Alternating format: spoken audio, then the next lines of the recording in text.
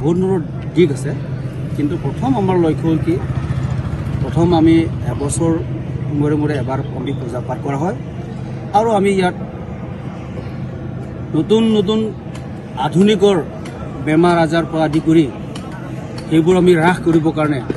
আমি অতীতত পৰম্পৰা যি ধাৰালৈ আহিছোঁ সেই ধাৰা আমি হিচাপে আমি বিশ্বাস কৰিছোঁ আৰু সেই হিচাপে আমি প্ৰমাণ পাই আছে গতিকে আমি আজি এই পূজাৰ আমি যেতিয়া পূজাৰীসকল কৰাৰ পিছত আমি এটা প্ৰমাণ পোৱা যায় যে আহি থকা দিনবোৰ এই বছৰটো যে বেমাৰ আজাৰ পৰা আমি ৰেহাই পাম সেই উদ্দেশ্য হ'ল আমি এটা মংগলৰ যিটো প্ৰমাণ পায় সেই হিচাপে আমি আমাৰ মাজত বিশ্বাস ৰাখিছোঁ গতিকে ইয়াৰ লগতে আৰু আছে যে যিসকলৰ গাঁৱৰ ওচৰ পাজৰে থকা ব্যৱসায়ৰ পৰা আদি কৰি তেখেতক আশীৰ্বাদো আমি লৈছোঁ আৰু কোনোবা ল'ৰা ছোৱালী পঢ়াৰ পৰা আদি কৰি তেওঁলোকৰ আশীৰ্বাদ ইয়াত লৈছোঁ গতিকে সেই সকলো সামৰি পেলাই আমি ইয়াতে এই পূজাখন থান পূজাটো আমি কৰা হয় গতিকে ইয়াত আমাৰ ইয়াতে বৰ্তমান আমি 9টাই কৰোঁ এনেতো ল'বলগীয়া ধেৰ আছে গতিকে আমি বৰ্তমান তেনেকুৱা এটা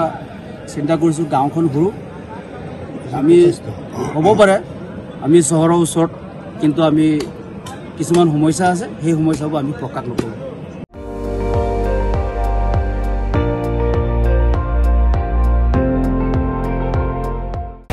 আপুনি চাই আছে ND24 সৰ্বশ্ৰেষ্ঠ নহয় সৰ্বোত্তমৰ দৌৰ